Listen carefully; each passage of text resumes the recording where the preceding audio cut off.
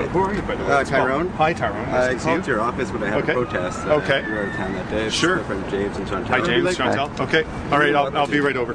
I actually have to ditch this at my office, but, well, you can do that while I'm walking over. Can we ask you a few questions on the way? Sure. Okay. So, the SPP, well, what's there to like?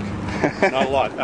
There's, it's as you know, an agreement that was signed off between the presidents of the United States, Mexico, and Canada, and it's actually something that could do as much harm or more than some of the trade agreements we signed on to. It's not democratic. It will make decisions for Canadians, everything from security to food on your table to what kind of regiment of health we have in our country. So in the end, it's something that should be stopped, but at least debated. And I guess that's the problem for people, is that they don't know what it is because we haven't brought it to the House of Commons and debated. We've actually asked people to write to their MPs, and they should, particularly the opposition MPs, the Liberals and the Bloc, to say that we demand our Parliament debate the SPP. Because it's going to affect us, right? So this is a question of democracy fundamentally, whether or not you agree or disagree with the ideas behind the SPP, which is kind of hard to because we don't know what's in the document. It should be debated. So that's what this place is for. That's what we're elected to do, is represent constituents. So it should be stopped, I would suggest, but at least debated and voted on, and let Canadians have a say in it. But just with the state of the party lines, you say, it's brought in under the Liberals, continued under the Conservatives. Right. Do you fear that when you do debate it, that they're just going to stick to the party lines, like, okay, no, our leader wants this? Yeah, no, that's a good point, but I think that's where citizens have a role. And, if citizens know about it, and they actually are able to debate it, and they actually, say to their government that we're not behind this, then they ultimately are held accountable. But you're right. I mean, if they're being told just to toe the party line, and they don't get a choice and a voice in what is happening, then I think we've all fallen down, or at least those parties have fallen down in terms of representing constituents and citizens. So yeah, if we have a situation where parties are saying to their members, no matter what your constituents say, just vote in favor because it's good for you. That would be more than problematic, and I hopefully find politicians who do that, parties who do that, pay the ultimate price, and that's be thrown out of office as they should if that's what happens. So. What's your opinion? I know, like the NDP's platform, Canadian Action Party wants a referendum about that. Yeah. What's your opinion on that sort of plan back? Well, I mean, we want to debate and then have a vote in the House whether or not we should be going ahead with this. If we could get, a referendum on it, I think that would be probably not a bad thing if we first of all establish what it is. Yeah. I'd prefer to have it in front of the House, to have it in front of committee, to have it debated, and then kill it. Because what we're talking about, as I said, it's everything from border security to what goes on your table. And I think if Canadians understood at least what little we know now, the ramifications of it, they would be, they could go for it.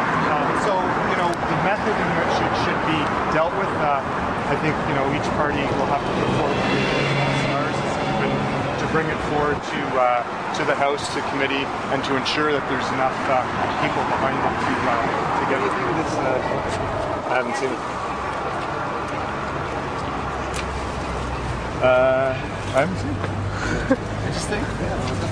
Well, that was fun, and he was more than friendly. I wish I could ask a bit more of his time, but because there's a couple other questions I want to ask about Peter Julian, but maybe we can get him a bit later too. He was nice. Yeah.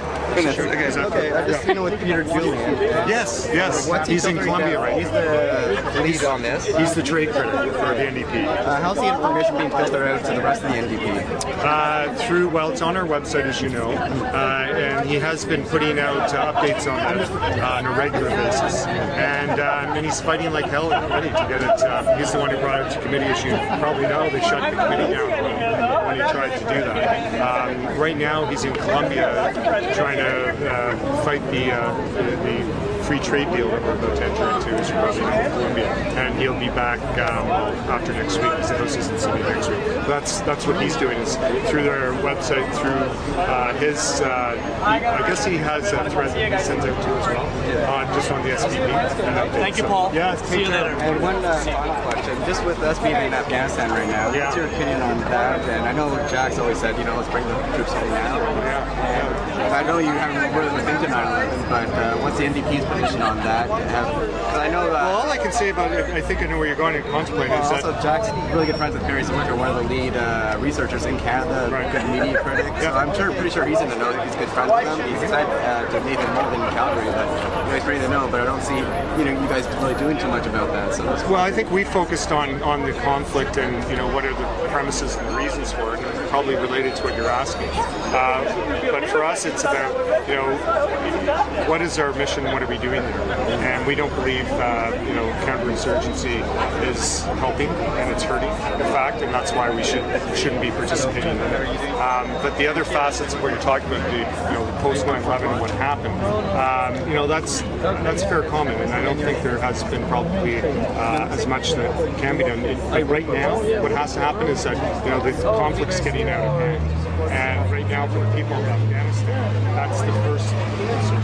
And that's why we've said to pull that troops out. And we need to, we were laughed at when people said negotiate with the other side. Well, now we are doing that. So we'll keep pushing that prospects for peace, pathway to peace, because if you don't do that, you'll just have an endless conflict and we'll all lose it. And just one thing, my mom's always said, if there's a lie, look into it. And I feel like 9/11 is a lie, and I think if we just get to the root cause of that, everything looks clear on the other side. We can actually really see why we're there. It's not really for the reason that they say. And there's been no debate. Every time they say there's a debate, it's always like not I agree. Yeah, that's ridiculous. But Paul, appreciate it. Thanks. Last time. Thank you very much. Thank you. Take care. Thanks guys. Okay. Bye. Thank you. But all in all, it was easy to do. Just get together with a couple of your buddies, and I don't see why more people. Everybody has video cameras these days. Just get more involved and just get the truth out there, because the journalists aren't going to do it for us, so we have to do it for ourselves. So that's just my thoughts about that, and it was a lot of fun.